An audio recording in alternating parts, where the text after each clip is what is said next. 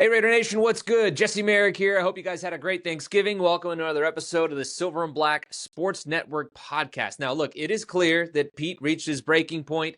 He fired Chip Kelly, and now Greg Olson is stepping in to take over play calling duties once again. So today, we're evaluating what this unit should look like going forward from a personnel standpoint, and taking a look at what Olson's history as the OC for the Raiders tells us about what could be coming for this offense. Plus, it's Friday. So that means we got another installment of Raiders Rounders coming your way as well. So with that, let's get it rolling.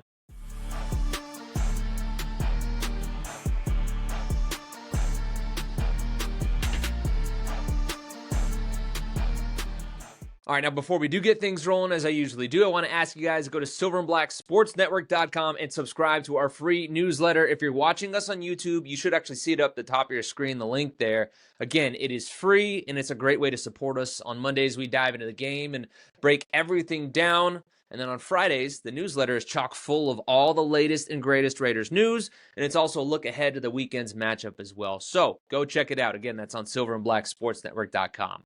In the meantime, let's talk about the Raiders' offense. They obviously moved on from Chip Kelly, so in steps Greg Olson for what is his now third stint with the team as the Raiders play caller. That's pretty wild. Maybe the third time's the charm for him. Who knows? But today, I want to talk about what I think the offensive personnel should look like going forward with Ole in charge and what he's actually done as the OC in the past to help you guys get a better feel for what we can actually expect out of him as a play caller this time around. And we'll start with the personnel side of things first. I'd like to see the Raiders switch things up along the offensive line. It's obviously been a really bad unit. 20 sacks in the last 3 weeks.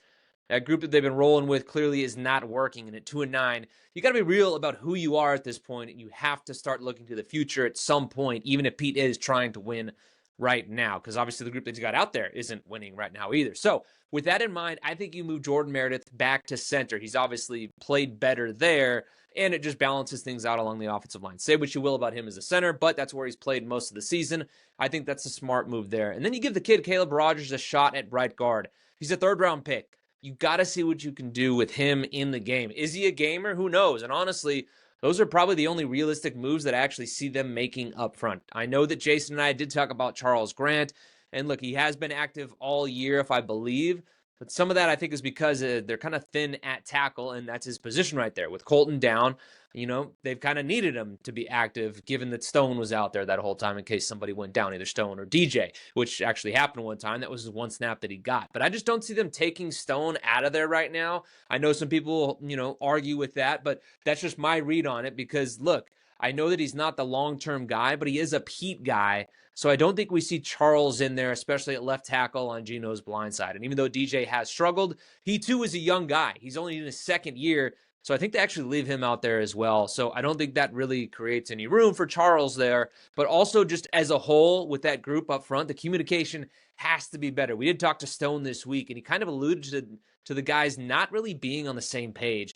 And that was kind of evident when you go back and watch the tape. Many times guys are looking at each other, free rushers, all that stuff. That's obviously miscommunication. So hopefully Ole can come in there and maybe simplify things a bit for the offensive line just to keep it easier on him. And other than that, like I said, I really don't think they do a whole lot in there. I do not think that they put Jack Besh out there.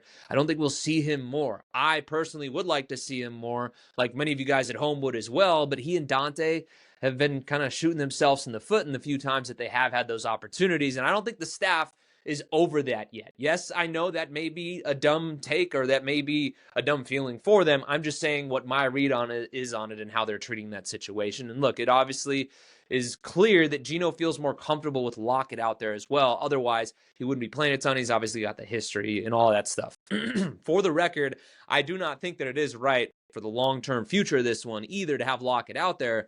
But again, that's just what I realistically see in terms of the changes on the offensive side of things for the young guys in this one. At the very least, throw Caleb out there, see what one of them can give you. But overall, have to see more of them more often, put them in those situations, and you can figure out what you got to do come draft time next time around. And obviously the fact that Jack Besh hasn't played that often, even if he has, messed up here and there, and particularly the game against the Broncos is the one that sticks out with that holding, or it was the holding call. I just, again, you got to get some work out of your second-round pick there and see what the kid can do. That's been one of the things that's confused me big time because I really like his game, and it seemed like they did in training camp. So throw him back out there, but again, I don't think we start to see that change too much.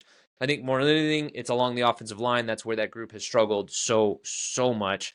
So I think maybe we do see Caleb, like I said. But I'm curious, for you guys in the comments, tell me what you think is a realistic change offensively. I'd like to know what young guys you think will actually play. I understand everybody wants to see all the young guys play, but like, what do you think is actually realistic? I'd be real curious to see what you guys have to say down there in the comments. But in terms of Olson and his play calling, who he is as a play caller, I went back and looked at the stats and how he ranked as the Raiders OC in his previous 2 stints with the team. And one thing is very clear. Every season, except for 2014, he's been a way better play caller than what Chip Kelly was in terms of the results on the field. In 2014, his offense was bad, 26th in passing and dead last in the running game as well. And they only averaged actually 15.8 points per game, which was second to last in the league that season. But outside of that, he's averaged at least 18 points per game, which is 3 more than Chip can say for this season so far. And he has had actually really good passing offenses for the most part. From 2018 to 2021, he was only outside the top 9 in pass offenses one time. And that one time, they were 18th in passing back in 2018. So still really not that bad. And they still averaged nearly 45 yards more through the air than the Raiders do this season, and that Chip did when he was calling the shots back there. You guys will also remember that he targeted the hell out of his tight ends. From 2018 to 2021, his leading receiver was a tight end 3 times. And in 2021, Renfrow did lead the way, but that's because Waller was hurt and he only played in, I think it was 11 games, and was still their second leading receiver overall. He's targeted his tight ends at least 93 times. And when they've actually been healthy, it's been at least 101 more times. So look, he gets the ball to his tight ends. Cook and Waller, they were good, but they're not Brock Bowers good level. You know what I mean? He is going to dial it up for Brock. Like, he hasn't had a tight end like Brock. Again, Waller was awesome. I loved Waller when he was healthy, but he wasn't playing at the level that Brock can and has shown that he can. I mean, Brock, again, just an elite all-timer type tight end, so you know that he's going to get him involved. And at the end of the day, though, the whole thing that Pete has talked about, what Pete has stressed the most after firing Chip, was that they need to run the football. Right now, the Raiders are actually second to last in the league in rushing yards per game, averaging just shy of 80 yards a game. That's after drafting drafting Ashton Jeanty at 6th overall, which is just wild. I don't think anybody would have expected them to be that poor offensively in the running game after drafting a guy like Jeanty that high. But if you go back to it and look at it, Olson's offenses have only fallen short of that mark, that 80-yard mark, 1 year. That was back in 2014 when they were dead last in rushing. Other than that, they averaged at least 95 yards a game. And in 4 of his 6 seasons calling plays for the Raiders, they averaged at least 100 yards rushing per game and even had top 14 rushing attacks 3 times. And when he had a true bell cow back, you guys remember him, Josh Jacobs, he actually fed him at least 18 times a game. And that's pretty good right there. I mean, look, that was when he was fully healthy. 1 year, I think he was averaging around like 11 or something like that. That was the year that he was like banged up a lot. So when he was fully healthy, Josh was averaging about 18 carries a game. Right now, Jeanty is averaging 15 carries per game, so it's not a massive difference. But still, 3 extra carries a game, you never know what happens from that. And just regardless, that he knows how to feed a bell cow back. So he is going to feed Jeanty, and he needs to, because Genty's 2 best games this year have come when he's actually cracked the 20-carry mark.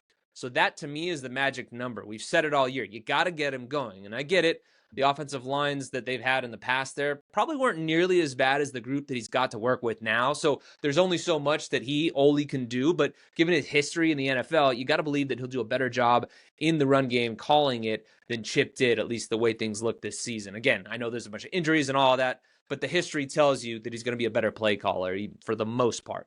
So far too many times, I think we did see Chip, move away from the running game when it was working. I really don't think that's going to be an issue with Olson calling the shots. Again, the history shows you that he sticks with it and everything like that. And I remember even from the times that I covered him, because I covered their last season in Oakland here before they got to Vegas when I was with NBC, and covered that last season in Oakland and then everything through, up to this point. And, I liked Olson's offenses for the most part, again, barring some injuries and things like that. Like, I like the way that he ran the ball. And obviously, again, the way he targeted tight ends, like, that bodes well for what the Raiders have in-house now. The big question is just, how's it going to look with that offensive line? Because there's not going to be a ton that changes. Even if they do play both of the young guys, It's not like they're all of a sudden going to be like otherworldly up front, So you can only do so much with the group that you do have. But again, real curious to see what it looks like. But basically, at the end of the day, with all of that, what I told you guys is that with Olson calling the shots, you likely don't have to worry about him targeting Brock Bowers. The dude loves his tight ends, and he knows how to orchestrate a running game as well. So I think those are going to be massive improvements for the offense there. I'm also not saying that they're all of a sudden going to be like a top 15, top 10 offense, but I do think that Ole at least gets them moving in the right direction and calls a better game, maybe gives you guys, some fans at home, and just everyone involved, really, some things to kind of build off of moving forward, because right now we don't have any of that with this Raiders team. But again, we'll just have to wait and see if that is the case, at least starting on Sunday against the Chargers. But in the meantime, though, let's get to this week's installment of Raiders Rounders with our guy, Matt Perrault. All right, Matt, we're back for week 13 of the NFL season for another round of Raiders Rounders. As we always do, we want to recap how you did the week before. Got to keep you honest, man. But to be honest, every time we do this, you've been doing pretty good. Yeah, it's been good. I mean, the Raiders, I'm kind of annoyed that they wound up deciding to fire Chip Kelly because I just been I'm 8-1 on my last 9 bets against involving the Raiders.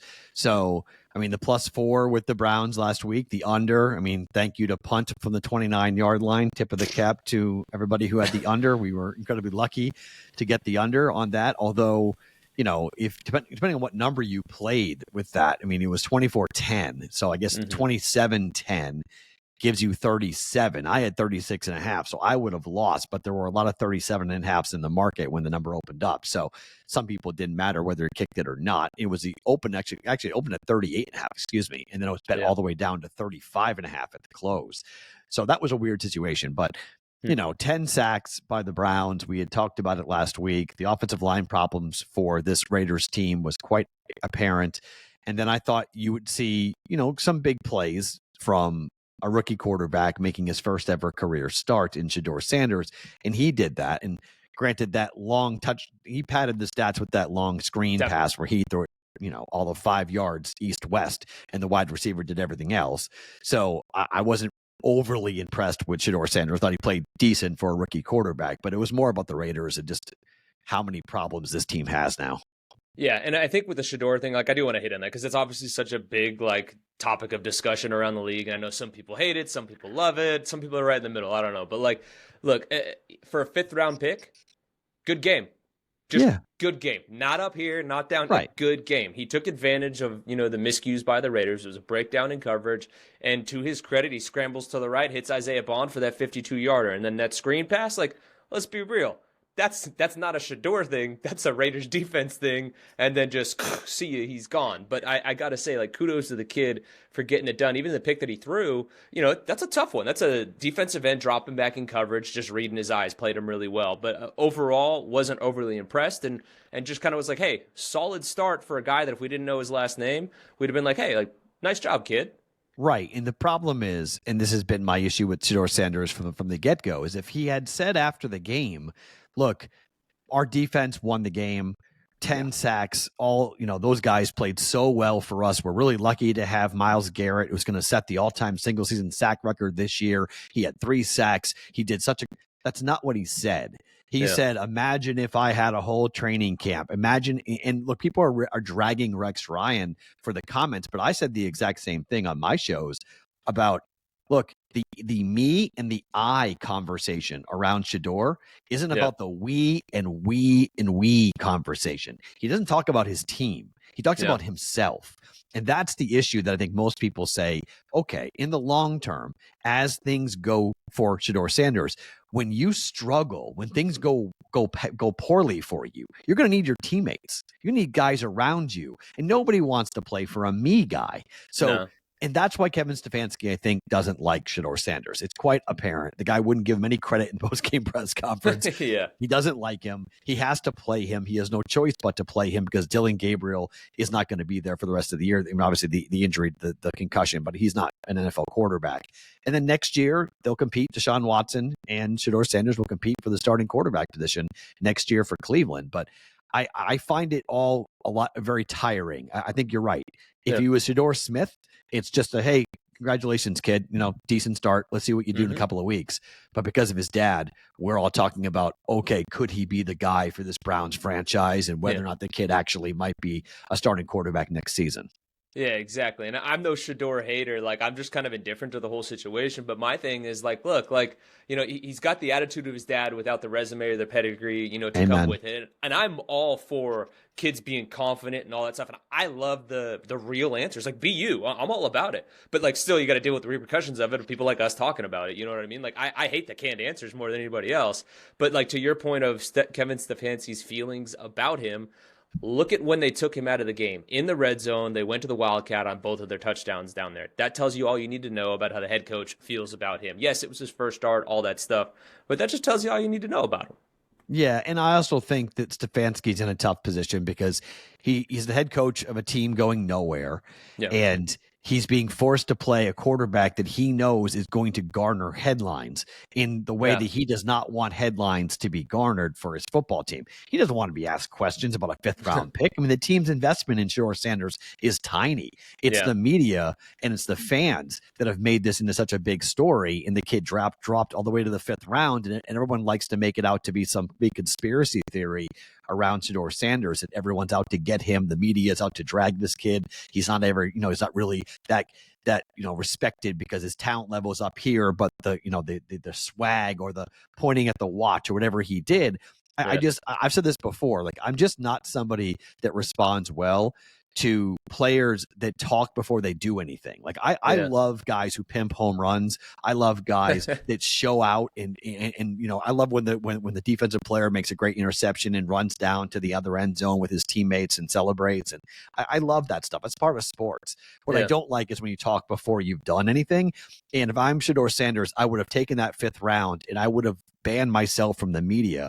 That fifth round selection would have lit a fire underneath me, and I would have said, look, I'm not here to talk. I'm here to go play. And that's not what's happened. He's talked. Every time a camera goes into his face with a microphone, we get a soundbite that makes noise. That's not good for the team. Yeah, no, yeah, and I agree. Like, had he like gone ballistic in the game, I'd have been like, hell yeah, talk your on the thing post game and everything. To your point, he entered the third quarter with 143 yards passing and one interception. Like, exactly. Very, very pedestrian numbers. And then he had a big fourth quarter because of the one, like you mentioned, a screen pass where he doesn't do anything. The wideout does all the work, and the Raiders defense. Look, the Raiders, I don't mean to make Raider fans angry by saying this, but I think it's true. The Raiders are the worst team in football. Okay. They're the worst team in the NFL. And so to brag about that, to brag about everything you did, if I'm Shador Sanders or if I'm his dad, I'm going like, well, who did you do it against? Like, what defense who did you just beat before you run around and talk about how great you are? And look what I did. And a full training camp, I'm feeling dangerous. It's one win, guy, against the worst team in football. Like, come on. And I don't know what's worse, the fact that we just turned this into a Shador podcast, or that like we got by it. Like, so we're the idiots that keep this thing going. It's part of the whole narrative around the NFL. I think it's just part of what has happened with the Raiders this year is, if you look at this franchise and look at what is happening, you become part of a storyline for somebody else, because there's not much to talk about positively with the Raiders right now. So you do now talk about what happened to them instead of what is happening with them. Because look, talking about Chip Kelly being the highest paid, offensive coordinator getting fired. Yeah. And Pete Carroll said it, like, he didn't want to do it. It's not good for the franchise to do it, but there was just a massive disconnect between what he wanted and what was happening. And even with more runs being called for Ashton Genty, it still wasn't enough. And the offensive line, we talked about it last week a bit about the fact that you've got, the offensive line coach, he keeps his job, but the OC gets fired when really it was the offensive line's fault for the 10 sacks. So interesting things going on right now with the Raiders and their coaching staff. Yeah, and just even to that point, before we do dive into this next game here against the Chargers, I think it is interesting the phrasing that Pete used on Monday, when talking about, moving forward with Greg Olson as the offensive coordinator. He talked about limiting the exposure of the offensive line, very clearly kind of pointing the finger at the way Chip kind of exposed his guys. And multiple times he said, like, we've got the guys we got what we got, which is like true. Like, I know a lot of people went after him for that and everything, but it's like, look, call a spade a spade. They've got injuries, and the guys that are in there are not getting the job done. And so, I think that they are stuck with what they're doing, and Olson's going to have to kind of call plays with one arm tied behind his back because, look, it's a busted unit up front. Yeah, and frankly, I think if you're the Raiders, you're looking at the draft, and I know we talked about this a couple of weeks ago, going like we don't want to get to week 12, week 13, week 14, and we're talking about the draft, but we Yeah. kind of are, and we're kind of looking ahead to who the next quarterback for this franchise is going to be. I thought Geno Smith did himself no favors by going to the podium and talking about, "Well, blame me for your kid being late from school. It was Blame funny though. me." I'll It give him was that. funny, but like Yeah. I whenever I hear stuff like that, I'm like, man, things are Yeah. really bad. Like if Well, if that's the line you're going to use, if you're going to yeah. the podium trying to defend yourself by ripping on the fans in some sarcastic manner, doesn't bode well for you. Well, and the other thing that stuck out too, and just like to the folks at home, we're taping this early because it's Thanksgiving weekend. We're taping this now here on Tuesday night, so we'll have had an opportunity to talk to Geno on Wednesday. But I don't know if you saw the video of him flipping off the fans as well. Yeah. When he was coming off the field. Not a good look. I'm real curious to see what he has to say, and I'll have taped an intro before this talking about what he did have to say after being at practice on Wednesday. But just man, not a good look in the middle of a really bad season. Yeah, and I think if you're Geno Smith, this was one and done. The question I've got is whether or not Pete Carroll is one and done. And I don't think it should be, because you keep that revolving door going. And like, it doesn't help that you have former head coaches of the Raiders coming out saying that they were so high on Shedeur Sanders in the draft. And it's easy to say that now, though. Like, yeah, right. I mean, like, oh, if I was still there, we would have drafted Shedeur. He would have been our guy. Like, all that stuff is just a lot of noise and a lot of ridiculousness that unfortunately is popping up all around this Raiders team. And so I think if you're Geno Smith, this is not going to be long term, so you can flip off the fans because you're not going to be here next year anyway. So like, it's sort of a sign of what's gone on here for him and the fact that it has not worked. And you called this back in, I don't know, August. You said Pete Carroll, the guy who is adverse and allergic to turnovers, is now turning to a turnover prone 13 pick now or 14 pick now quarterback in Geno Smith to be his quarterback. It was a strange relationship, strange bedfellow in Vegas, and it hasn't worked. No, yeah, it definitely hasn't, and again, just real curious to see what it looks like going forward, for them. But just a strange case for sure. And so now to all the DGens that actually stuck around for the betting content on this week. Thank you for hanging with us here. We're already 10 minutes in talking about Shedeur and Geno flipping fans off. It's again an interesting week leading in for the Raiders. Like we noted, they fired Chip Kelly. Now Greg Olson takes over. Just from a betting perspective, how does that change how you go into this game here against the Chargers, where the Chargers come in as 9.5-point dogs?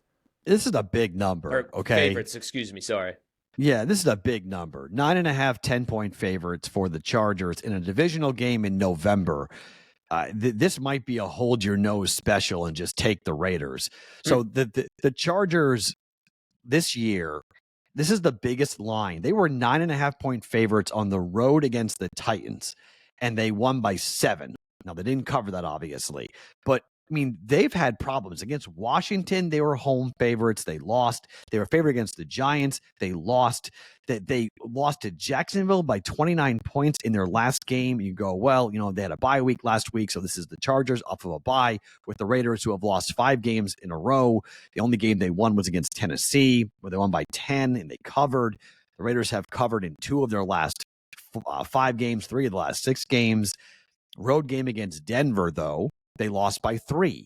Like, this is where in the NFL, this is why this league is so complicated and difficult to bet, because everyone's going to tell you to run to the window and bet the Chargers. The Raiders are dead. They're not going to play. But I think Chip Kelly getting fired wakes up that locker room. And I think you're going to get the ultimate effort here out of the Raiders. And frankly, they play the Chargers to 1-score games all the time. Like, that's just what these teams do. Throw the records out, as they say. I think the Chargers win, but I mean, I'm going to be hard-pressed. If you give me 10 points, if this thing gets to 10, it's going to be hard-pressed for me not to take the Raiders and bet Vegas plus 10. Yeah, and let's be real. Like, look, this is a Chargers team. We talked about it on the pod, all week here leading up to this one dropping. But, this is a Chargers team that's beat up and bruised, especially on the offensive line. So they're having trouble protecting, Justin Herbert back there. And then on the flip side, too, defensively, they haven't been able to stop the run. And one thing that Pete Carroll said after moving on from Chip Kelly is we need to run the ball better. He's hammered that home so many times. So I think we see the Raiders really, really, really try and get Ashton Jeanty involved in this game. And if the Chargers haven't figured that out, it could cause some issues for him. So I'm right there with you that 9.5, that's a big number for sure in a divisional game. Yeah, and I think you're going to get 10. So, I mean, as we're taping Tuesday, by the time we get to Sunday, it could go all over. I don't know how really anybody makes a really serious case for betting the Raiders early. I think you're going to see how high this number will climb. All the money early will be the Chargers. You'll see professional, recreational money all coming in on the Chargers to drive this number up to 10, 10.5. But you have to be wary. The professionals very well might be driving this number up with a head fake to get the biggest number. Then when the limits open up on Wednesday, Thursday, and Friday, you might see a hell of a lot of money coming in on the Raiders to drive this number back down. So I'm hoping that it stays at 10. And by the time you guys watch this on Friday, I hope it stays there. If it is a double-digit number by Friday, Saturday, and we don't have any major injury news that we haven't heard about before, yeah, I'm taking the 10 points. I think the Raiders keep it close. Yeah, and look, and to your point too about talking about the getting a boost, from the change in offensive coordinator too. You go and look at the schedule. The Raiders have the Chargers obviously this week. Somewhat, game where you can at least say they could possibly be in it. Then you play Denver, who look they played close, but let's be honest, that defense unreal. They gave up 6 sacks to them. Yeah. Then they go to Philly, to Houston. 2 solid teams. Houston's defense right up there with the best of them as well. You play the Giants at home, and then you close it out with the Chiefs at home. So, really the only one where you can kind of be like, okay, hey, we can get up for this game, and we aren't, severely overmatched. Probably the game against the Giants. So this is one of those ones where it's like, hey, they're going to bring all the juice they possibly can at this point, even if some of the conversations that are coming out of the locker room are playing for the love of the game and everything right now, Yeah, 3-4 wins, right? I mean, that's what we're looking at the moment for the Raiders. So, and this might be one of the chances to get a W against a divisional opponent before the schedule gets really difficult, like you mentioned. So, and I also want to see, look, without Joe Alt, and you talked about the fact that the Chargers have been banged up. Without Joe Alt, their record is horrific without him.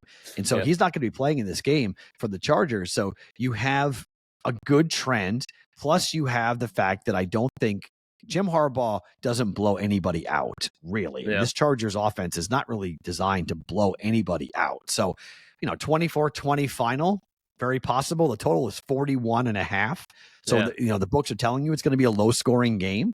So I think you're going to see that. And frankly, making a change with the OC, at least for 1 week, could be, a positive for this Raiders offense. Man, if the Raiders hit 20, that'll be wild. People will be losing their mind. 20 and lose, I think a lot of the fans that are looking ahead to the future will be like, hell yeah, we can get on board with that, which is so sad to have to say right now. And as a guy that covers this team every day, I hate saying that because it's tough going in there covering it like that. But I get it, man. That's just kind of where things are at. So let's shift gears now, move ahead to the game, which will be tonight here, Friday night. We got the Bears heading to Philly to take on the Eagles. This one's interesting to me because the Bears right now are 7-point dogs. They've been playing some good football. Are they for real, or what's up with this? Well, it's wild. This is a 3:00 Eastern time afternoon game, and this is the third ever Black Friday game that we've ever had. Now, you and I were talking before the broadcast about the fact that it feels like it's just part of our natural schedule, but it really hasn't been. This is still relatively new to have a game on Black Friday with the NFL, and you have the defending champs and the Eagles off of a really tough loss, blowing a 21-point lead to the Cowboys. I was on the Cowboys.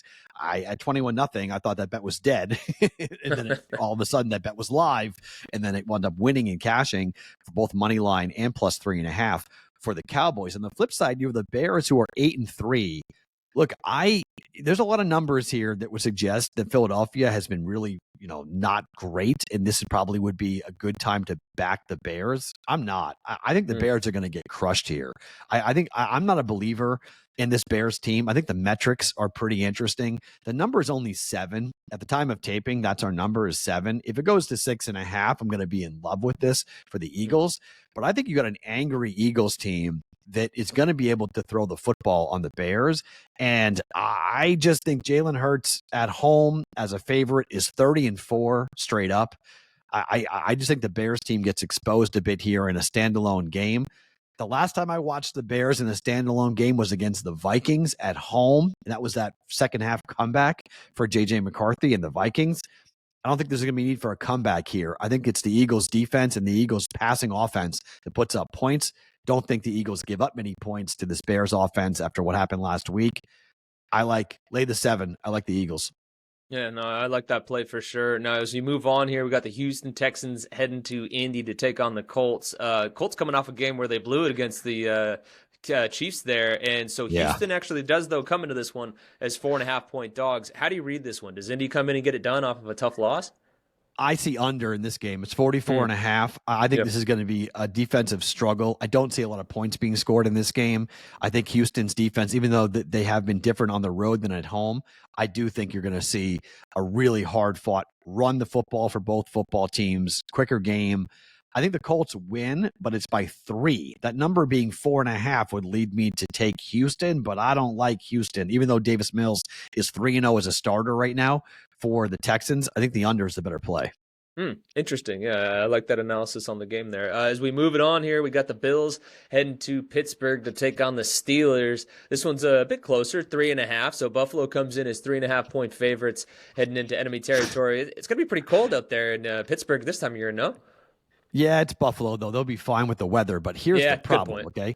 This is a crazy game because you have Mike Tomlin as a home dog, but you have a 7-4 Bills team that knows the Patriots are playing on Monday night against the Giants. If the Patriots win, they have their bye next week. They're 11-2.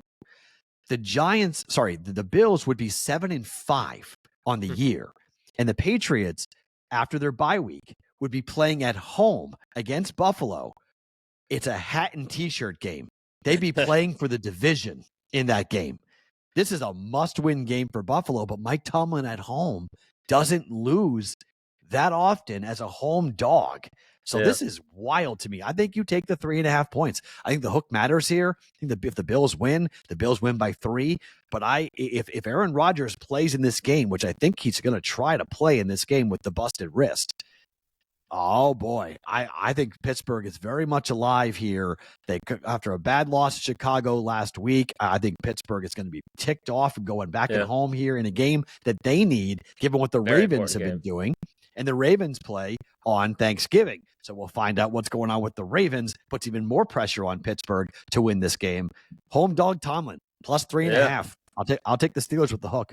No, yeah, that's an interesting one for sure. Just given the whole situation with Rodgers, how much this game means to both teams. Like, I'm excited to be able to watch that one. Actually, no, that's a lie. I won't be able to watch that one because the Raiders are playing at the same time. So I will not be able to. I'm excited to watch the highlights afterwards and see what the hell happened in that one. Let's go look at the Sunday night game here. So many cool. It's cool. The games that we're hitting on here actually end up being a lot of the teams the Raiders are going to be playing in a couple weeks here within the division for them. The Broncos are heading to play the Commanders, still without Jaden Daniels, but this one, not as big of a number as I would have thought. The Commanders still playing solid football even without Jalen at times, but the Broncos coming to this one is just 6.5-point dogs. Their favorites. Gotta keep doing that.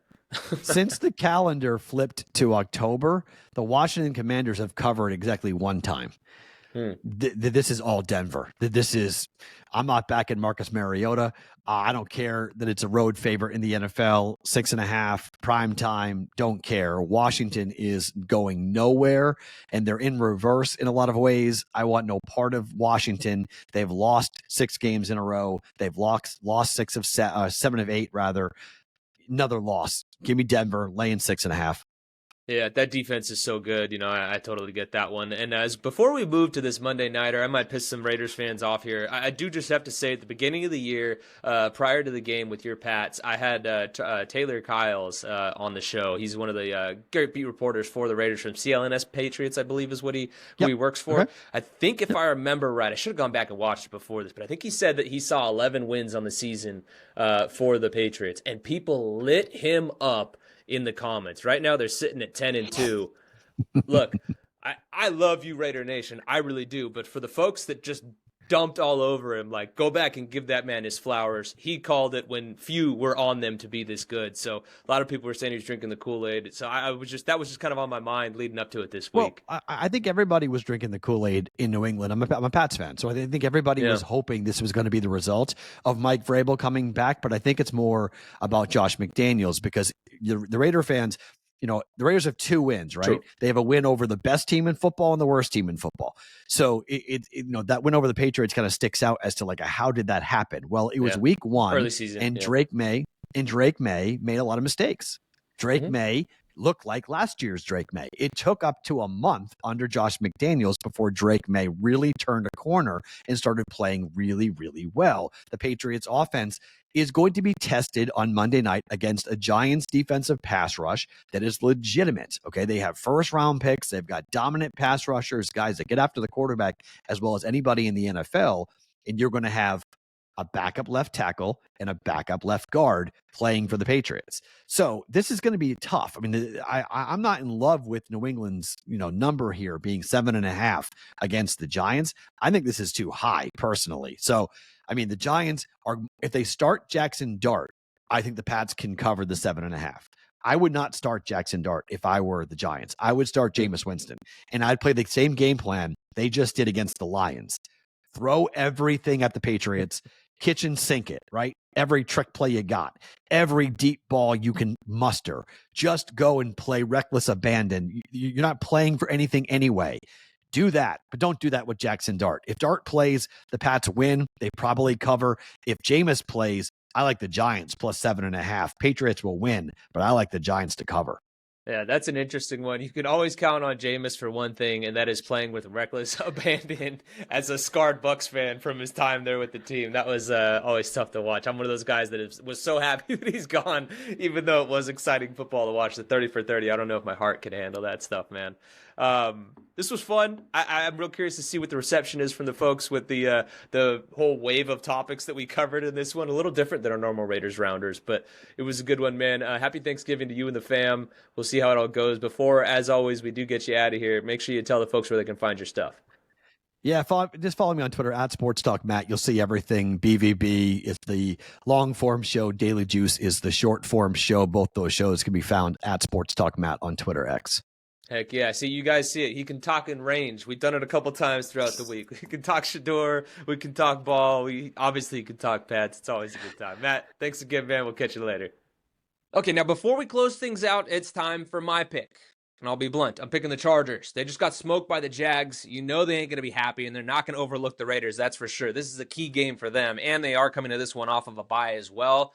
So I think that they'll have corrected some of their issues, particularly in the running game on defense. That's been an area they've struggled. But we saw the way that the defense gave Geno problems last time around, and I think they actually stick to that too high shell. That's what's worked for Jesse Minter and company all year when they've been playing well. And I think they dare the Raiders to run the ball behind that patchwork offensive line. That's obviously something that they haven't been able to do. Now, that was with Chip, and I know I just said all that stuff about Greg Olsen as a play caller, but at the end of the day, it's up to the players, and this group in front of Ashton has been struggling, and I think it's honestly more about the players up front in this case than it is the coaching. And again, I think Ole helps, but at the end of the day, you can only do with what you got. He didn't pick those groceries. Like, he's got to figure out a way to make a meal with it. And again, I think he'll do a better job than Chip did, but overall, I think just those players up there on the offensive line aren't quite up to snuff and aren't going to really be able to make a massive difference. So I just, again, don't think that they'll be able to run the ball effectively enough to pull out a win in this game. Obviously, Geno struggled against their defense as well. And then on the flip side of things, I do see Herbert in the offense having more success. I know it was the one big chunk play there to Quentin Johnson and everything like that, but I know that then also too, like, that their offensive line has had its own issues with injuries and everything, but I just think that they're going to be more effective offensively against the Raiders defense than the Raiders offense would be against this defense that at times has looked good. And I think Jesse Minter's got a good defense, to go up against Geno with. And like I said, I think they're going to be able to not stop the run fully, but fare well enough against the run. And then we've seen that the Raiders haven't been able to get the passing game going. There's really nobody in the passing game aside from Brock in terms of a pure receiver that's going to strike fear into them either. So again, I just think it's been one of those deals where, who wins in the trenches? I know that's boring and everything, but even with the Chargers having those issues up front, I just think the Chargers are a better team at this point. And again, coming out of a bye, off of a loss like that, getting shellacked, they'll have corrected a lot of things. So we'll have to just kind of wait and see, though, how it does actually happen on Sunday. But in the meantime, guys, I do appreciate you always watching and listening. And we will catch you on Sunday with our post-game reaction pod. So take it easy and have a great weekend. See you guys in a bit.